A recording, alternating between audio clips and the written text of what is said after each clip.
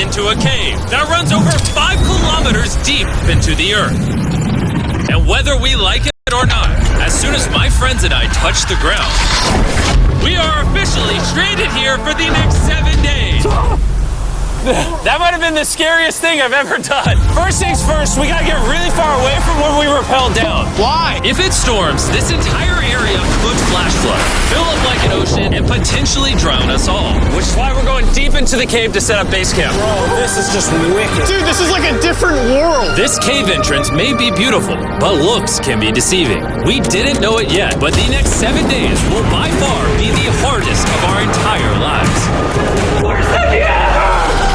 It's gonna get dark in a couple hours. If we don't have a camp, we're screwed, okay? Do you have any idea where you're going? We're just looking for flat ground to set up camp. Upon entering the mouth of the cave, we stumbled upon an area with high enough elevation to protect us from any flash flooding, meaning that it was perfect for camp.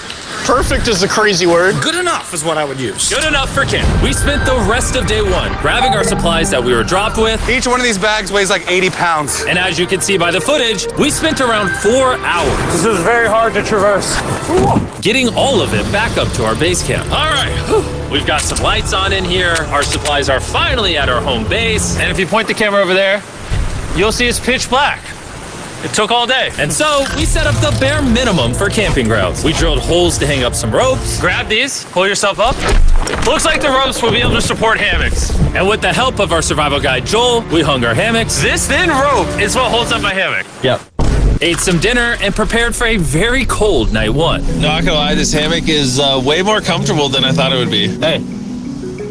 Oh, God. Why is my head so big, bro? This part of the cave is 2.5 kilometers deep, and we're basically camping at the entrance. Tomorrow, we have a lot of exploring. How'd you guys sleep? Horribly. I didn't. It's a very perplexing environment. The cave's constantly dripping water on us from above, so we put a tarp over us. But even still, the water's dripping into our hammocks. I have an idea. Let's make our shelter actually good. I say we connect these tarps so we stay dry while we're sleeping. That's literally genius. I'm not just a YouTuber, okay? My hammock gets out right here.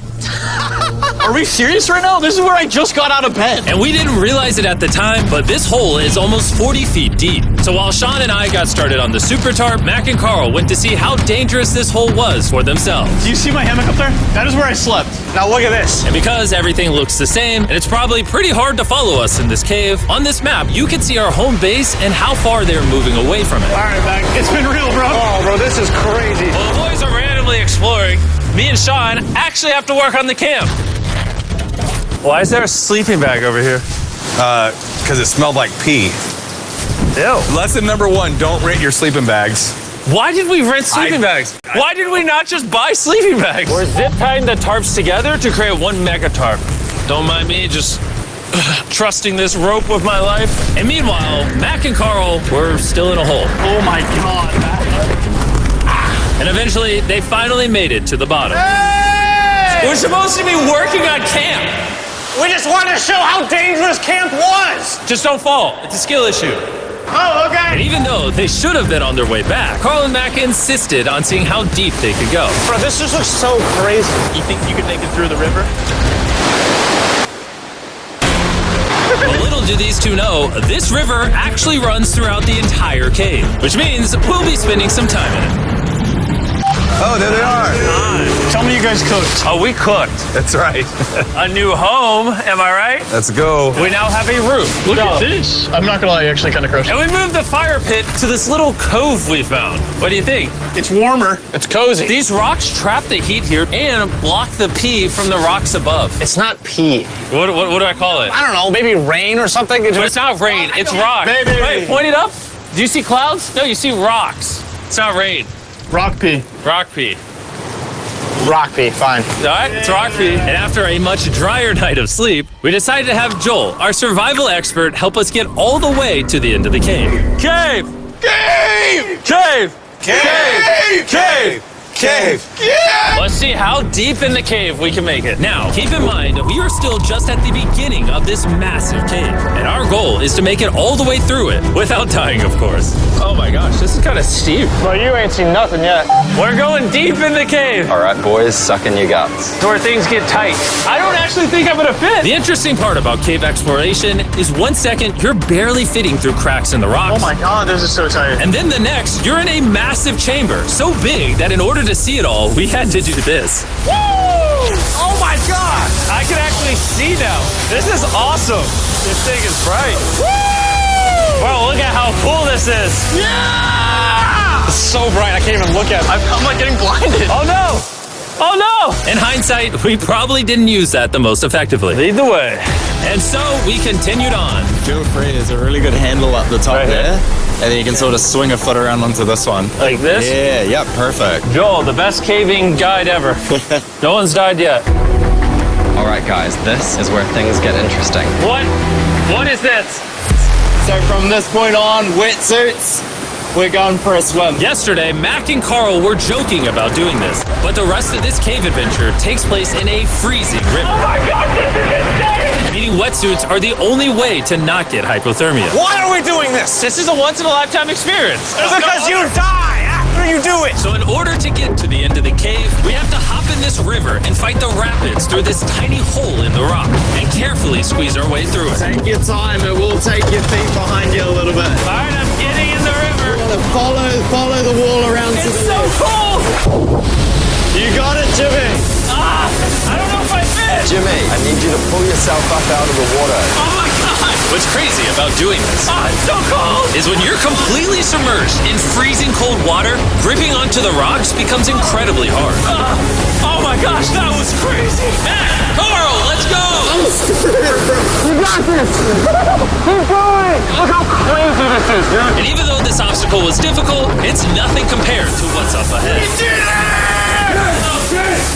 Hey, boys, we're now 10% done. Which means we've only scratched the surface of this expedition, and we still have over 2 kilometers remaining to reach the end. As you can see, it rains in this cave 24/7. So I'm making a chill spot for us to hang out in and not get wet. I wonder what it would look like if I wasn't here to build all this. Pretty sure they'd just be sleeping in a pile on a wet rock. Why don't we keep moving now that the bodies are wet? You got it. Temperatures are going to drop quickly. Why is this so difficult? The worst part is, every inch we go this way is an inch we gotta go that way to get back to camp. With Google Workspace, you can get anywhere. But that doesn't make it any easier to get through. Oh, is that a spider web? Spider, I don't see a spider. That means it's probably on us. Oh, it's on you, it's on you. I hate my friends. This cave is like a MrBeast video. The further you go, the harder it gets. Just straight up, if we didn't have Joel, I'd be dead.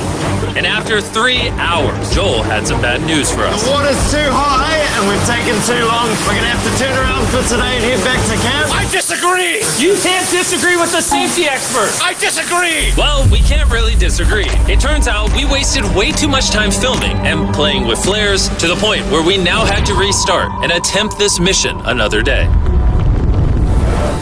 Sean, we're back.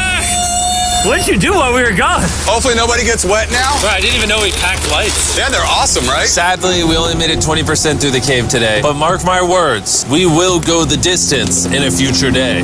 I doubt it. That's not gonna happen. We might rest on day 4, and then on day 5, try to go all the way to the end of the cave and see what's there. Day 3 was a lot of fun. I'll see you guys tomorrow.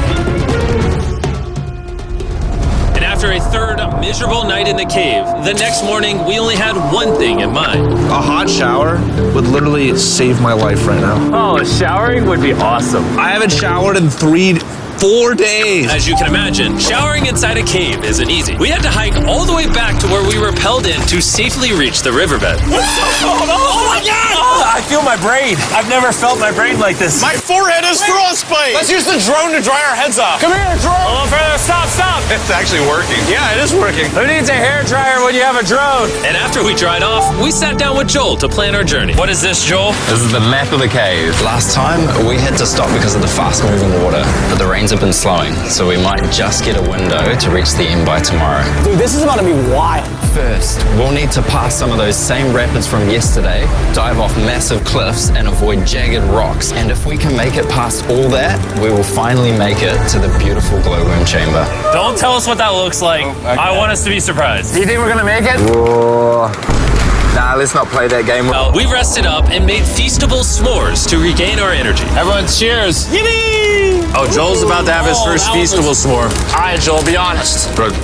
Joel approves? Joel approved. Why didn't we whip this chocolate out earlier? This just got like 10 times more fun. Guys, for real, if you've never tried s'mores with feastables, you're really missing out. Tomorrow, we're gonna explore the entire cave. We'll see you guys then. So we tried to sleep as much as we could and prepare for tomorrow's journey to the end of the cave. We're about to embark on one of the most dangerous journeys of my life. Because of our experience from day 3 and focusing less on filming, we were able to make progress way faster. Woo! This water's cold. Just like the other day, bro. Nice, bro. Easy. And to ensure our best chance of survival, in addition to Joel, we brought another survival expert with us. This is where we had to stop on day 3. How we doing? We're making much better time. Behind us, it's pitch black. Where do we go? This area gets narrow, the current's strong, so we're going to use the walls and kind of climb our way along. Yep, through we go. Oh, God. Yeah, jump for that first rock. There's a couple of good rocks around the corner as well you can get a hand onto. It's so dark down here. There's no bottom right now. My feet aren't touching the ground right now. Because we couldn't reach the ground, this meant that if we let go now, we could get swept away by the strong current directly beneath us. Joel, what are we doing? I would go into here if you can. That's a good one. I can't even see where I'm going. The current is taking me away. You got it. You got it. Get yourself in there and it's going to get way gentler. I go in here? Yep, in the hole. Yeah, well done, well done. This might be the most insane thing we've ever done. We are much deeper in the cave than we've ever been, and we're now approaching our first serious obstacle. So basically, the water's recirculating, so if you fall in, it takes you to the bottom and it keeps you there. If we fall, we would die. Yeah. Okay, so death is on the table? This is just not what I thought I was signing up for. Well done. Yeah, perfect. So now I put my foot here? Yeah, correct. Caving, it's a lot harder than I thought. You can tell how strong this river is because it created this entire cave. And fun fact, we're not as strong as a cave. I'm barely as strong as a human. Well, fortunately for us, rather than Carl leading this expedition, we've got the literal Avenger, Joel. And just to prove how much of an expert he is, this man literally flexed on us by jumping off a cliff. Oh my God. You're crazy! Who else is a bit crazy? Surely one of you guys are keen? I'm crazy! No shot you want to do that. What are you talking about? I'm doing it right now, baby. Let's go, Joel. Godspeed, Mac! After everything Jimmy's put me through, this ain't that scary for me. 3, 2, 1.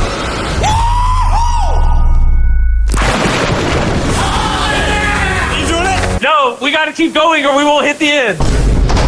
Oh my God. Can we go downstream? Why are we always fighting the current? I might just start drifting away. I might just give it up. There are sharp rocks underneath the water. You cannot see them, so watch your step. Oh my God. It's getting deep again. I can't. I need to put my feet on. And if the sharp rocks weren't enough of a challenge, it seems like with every step we took...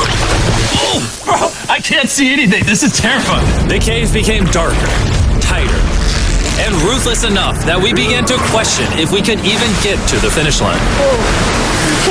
This is exhausting. This cave is about to get a lot harder, and I have something I need to show all of you. Joel, can I see your bag? Thank you. You know what you've been carrying? What have I been carrying? The brand new MrBeast Lab Swarms. I'll be honest, guys. As you can see, because of what I've been going through for the past 5 hours, I'm clearly in no shape to tell you about this right now. And so, a month after we filmed this, I built an entire cave set, threw on my Future Jimmy name tag, and then said, hey, Future Jimmy here, and I'm going to tell you about my brand new toy line, MrBeast Lab Swarms. It's a collectible toy line with over 119 uniquely designed characters that you can collect. And the coolest part is, to find out which character you got, you pour water into this tube, shake it up, and the swarms will appear in front of your very eyes. And to demonstrate the product, I made this giant life-size version of the swarms tube. Fill the tube with water. You won't need this much water. This is just a giant tube. All right. And now that this is filled with water, Mac's gonna give it a little shakeage.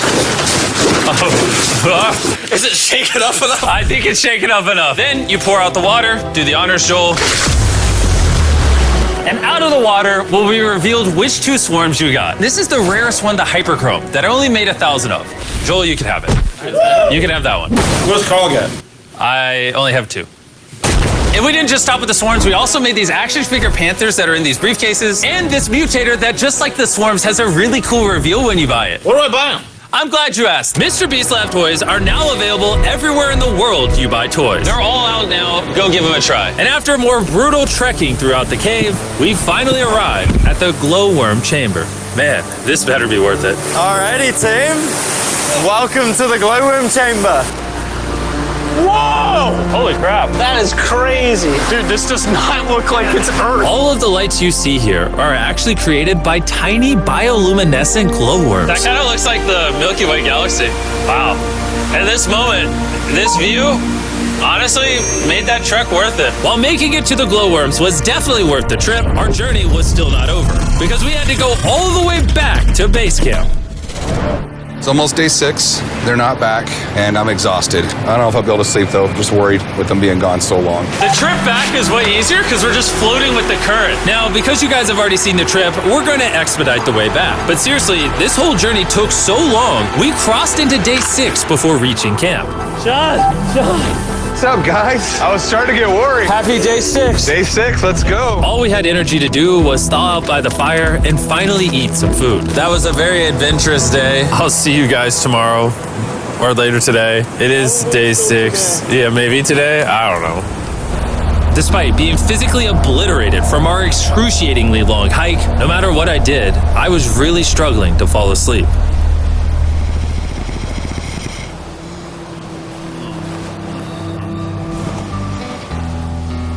I spent 7 days in solitary confinement, 7 days buried alive, 7 days on a raft, and I'm gonna be honest, I think this is harder than all of those. You're constantly soggy and cold. I just keep hitting my body on these hard rocks and it hurts. 90% of the time, this cave is miserable. But between me and you... Yo!